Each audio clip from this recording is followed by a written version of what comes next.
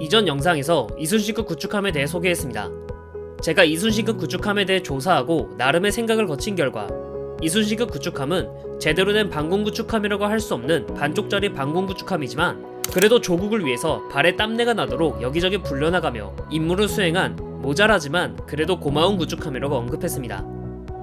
그런데 많은 사람들이 MWAC 문제다, 반쪽짜리 반공 구축함이다 라고 결론만 알 뿐 구체적으로 이순신급 구축함의 대공이 어떻게 문제인지 뭐가 문제인지 잘 모르는 사람이 많습니다. 과연 이순신급 구축함은 무엇이 문제이기에 많은 비판을 받아오는 걸까요?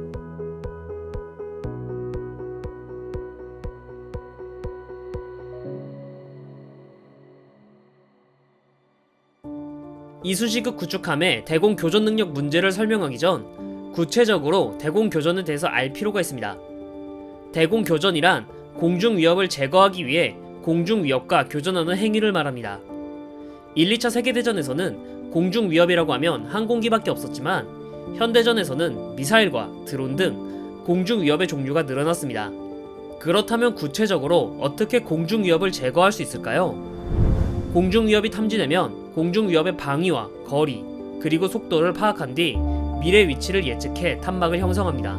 아직 항공기가 충분히 발달하지 않던 2차 세계대전 초기까지는 사람의 눈으로 리드를 주고 예측해 사격했지만 속도가 빨라지고 점점 비행고도가 높아지면서 이런 방식으로는 공중 위협을 제거할 수 없게 됩니다. 이때 등장한 게 바로 레이더입니다. 레이더는 전파를 쏘고 난 뒤 돌아올 때까지 시간을 측정해 목표의 위치와 거리를 알아내는 장치입니다. 초기 레이더는 조악한 성능 탓에 대략적인 위치만 알려주었지만 2차 대전 중반 정도만 돼도 100km 이상 되는 거리에서 다가오는 공중 위협을 정확하게 파악하는 게 가능해졌습니다.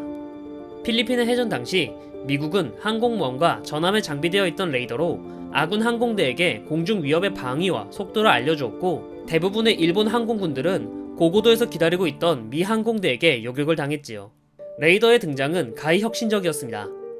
시대를 거듭할수록 점점 더 멀리 볼 수 있으며 더 자세히 좌표를 갱신해줄 수 있었기 때문이죠. 이제 레이더는 단순히 탐지해내는 것에만 그치지 않고 탐지한 위협의 정확한 방위, 고도, 속도 등을 알아낼 수 있게 되었습니다. 하지만 레이더만이 발전한 게 아니었습니다.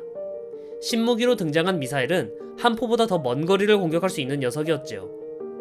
처음에는 타격 수단으로 등장했지만 점차 빨라진 미사일의 속도를 기존에 가지고 있던 대공포로는 도저히 막을 수 없었습니다. 그래서 눈에는 눈, 이에는 이로 미사일은 미사일로 막는다는 개념이 등장한 거죠. 이게 현대 대공교전의 시작입니다. 사실 미사일을 미사일로 막는다는 개념 자체는 그렇게 어려운 게 아니지만 구체적으로 어떻게 미사일을 유도해 주냐라고 한다면 꽤나 복잡한 과정이 필요합니다. 자, 이제부터 이해를 쉽게 하기 위해 적 대함미사일, 항공기, 드론 등을 공중 위협이라고 지칭하며 공중 위협을 제거하기 위해 발사하는 방어용 미사일을 대공 미사일이라고 통일해 부르도록 하겠습니다. 기본적인 요격 메커니즘은 공중 위협이 자함에게 다가오는 것을 인지하면 대공 미사일을 발사해 레이더는 지속적으로 공중 위협의 위치를 갱신해 주어 대공 미사일의 전달에 예상되는 미래 위치에서 요격을 수행합니다. 이때 필요한 레이더는 넓은 범위를 대략적으로 탐지할 수 있는 레이더가 아닌 좁은 범위를 자세하게 알려주는 레이더가 필요합니다. 이를 사격 관제 레이더라고 하며 현대 방공 구축함들을 보면 접시처럼 생긴 구조물들이 2개 혹은 3개가 있다는 것을 알 수 있습니다. 편의상 사격 관제 레이더를 FC라고 지칭하겠습니다. 요격 메커니즘은 다음과 같습니다. 라곤이 되면 대공 미사일을 발사하는데 대공 미사일은 레이더 빔을 수신하고 레이더 빔의 정중앙을 유지하며 비행한 뒤 공중 위협을 격추합니다. 이 방식을 마치 레이더 빔을 타고 가는 것 같다고 해서 빔 라이딩 유도라고 합니다. 이 방식으로 유도되는 미사일이 SM-1 미사일입니다. 자함에서 모든 걸 유도해주고 미사일은 그저 따라가기만 하면 되기 때문에 미사일 생산 가격이 저렴하다는 장점이 있지요. 하지만 공중 위협도 방패를 뚫기 위해 발전합니다. 단순한 직선 기동이 아니라 전투기처럼 회피 기동을 하기 시작합니다. 특히 현대 미사일의 경우 복수의 경로를 통과하는 방식은 포병의 TOT 사격 마냥 여러 방면에서 미사일을 접근시켜 동시 탄착시키는 게 가능합니다. 빔 라이딩 방식의 치명적인 문제점은 FC들이 요격을 성공할 때까지 공중 위협을 조사하며 유도해줘야 하기에 FC들의 수량만큼 동시 교전 능력이 가능하다는 점입니다. 이 뜻은 FC의 양보다 더 많은 미사일을 발사해 동시 탄착을 시킨다면 자함은 피탄될 수밖에 없다는 것을 의미하죠. 거기다가 기본적으로 미사일이 해수면에서 공중위협 고도까지 상승해 직접 부딪히는 거기에 만약에 공중위협이 회피기동을 수행, 즉 고도를 낮추기라도 한다면 요격 성공률은 급감합니다. 현대 대한미사일들은 50km 이내까지 접근하면 해수면 근접하게 비행하는 시스키밍 비행을 하기 때문에 대공미사일도 이에 대응하지 못하면 요격을 보장할 수가 없죠. 따라서 대공교전의 양상은 동시 교전 능력과 공중 위협이 회피 기동을 수행해도 일정한 요격 성공률을 보장하는 방향으로 바뀌게 됩니다. 처음 공중 위협이 식별됐을 때 일단 정확하지는 않지만 대공 미사일을 발사, 대략적인 방위와 예상 지점으로 이동하고 대공 미사일이 예상 지점에 도착하면 FC들이 공중 위협을 조사합니다. 이때 대공 미사일은 공중 위협에 반사는 레이더파를 탐지해 찾아가는 방식으로 요격하는 방식이지요. 대략적인 위치로 날아갈 때 유도하는 것을 중간 유도, 이후 요격을 수행할 때 유도하는 것을 종말 유도라고 합니다. 이 방식을 사용하면 종말 유도만 FC들이 담당하면 되기 때문에 그만큼 동시교전 능력을 높일 수 있습니다. 그렇다면 공중 위협이 회피 기동을 수행하는 것에는 어떻게 대응할까요? 그건 바로 고도를 이용하는 방식입니다. 자연에서 맹금류들이 먹이를 사냥할 때를 보시죠.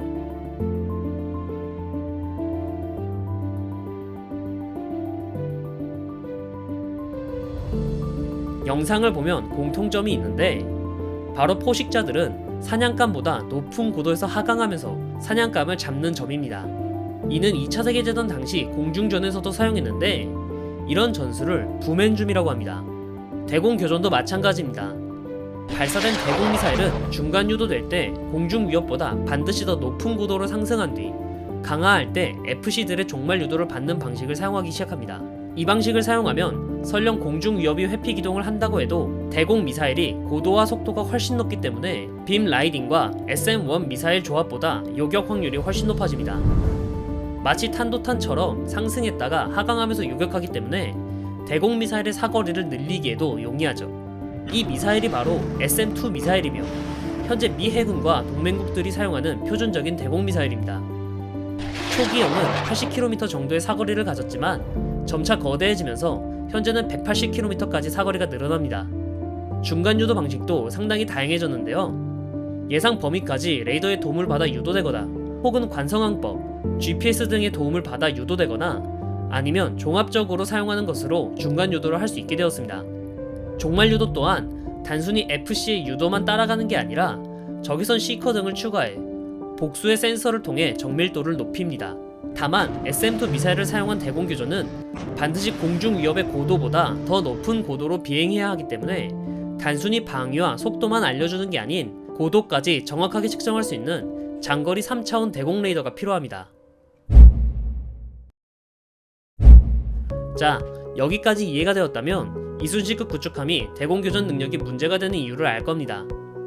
그것은 바로 중간 유도를 담당해주는 MW8 레이더의 부족한 성능 때문입니다.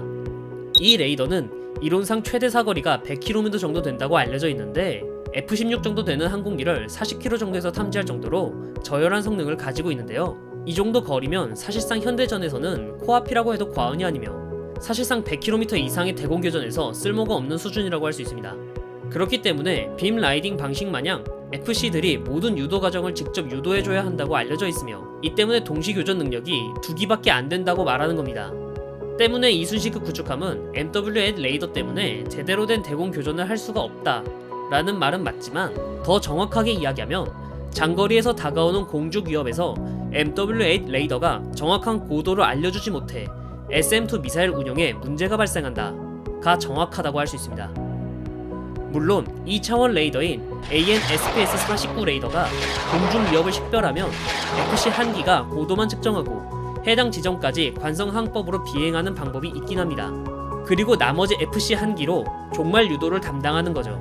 즉, 2기의 FC 중 한 기는 중간 유도, 한 기는 종말 유도를 담당하는 방식입니다. 이런 방식을 사용하면 한간에 알려져 있는 동시 교전 능력보다는 더 많은 공중 위협에 대응이 가능할 것이며 최적의 상황일 때 4-5기 정도의 공중 위협과 동시 교전이 가능할 거라고 생각됩니다.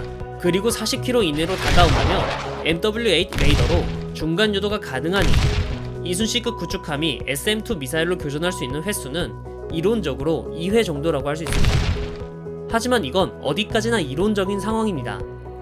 AN/SPS-49 레이더는 장거리 탐색 레이더로 전방위에 걸쳐 주변에 어떤 위협이 있는지에 대해 대략적인 정보만 알려줍니다.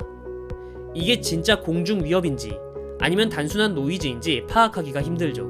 그럴 때마다 FC가 해당 지점을 조사해 공중 위협인지 단순한 노이즈인지 파악을 해줘야 하는데 이걸 하나하나 찾는 게 여간 힘든 일이 아니며 이마저도 발전된 공중 위협이라면 레이더를 기만해 눈뜬 장님으로 만들어버리는 것도 가능합니다. 그래서 제대로 된 대공교전은 전탐사의 몫에 달렸다고 해도 과언이 아니라고 하는 이유입니다.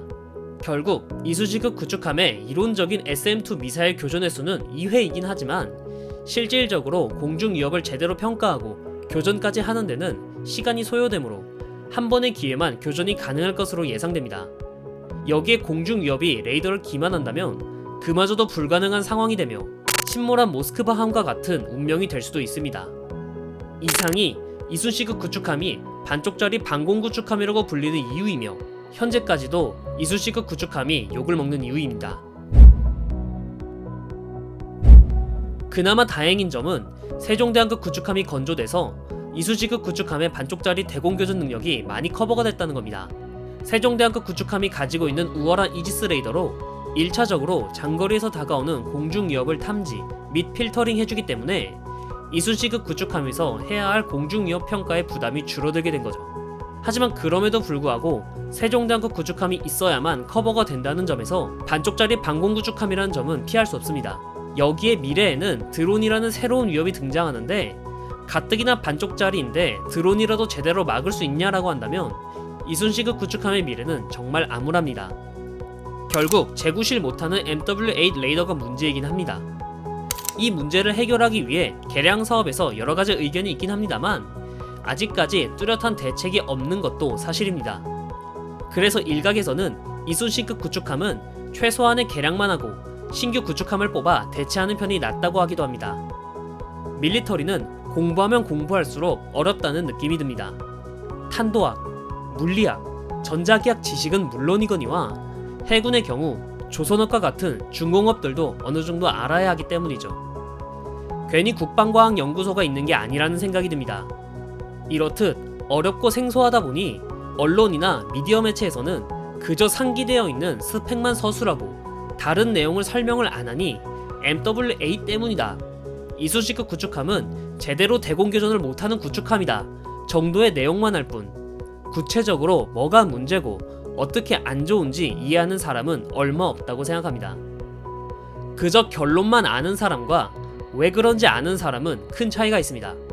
앞으로 이순신급 구축함에 대해서 이야기할 기회가 있으면 이순신급 구축함은 대공교전도 못하는 구축함이다 라는 문구보다는 이순신급 구축함은 정상적인 대공교전을 하기 힘들다 라고 말하는 게 훨씬 더 낫지 않을까요?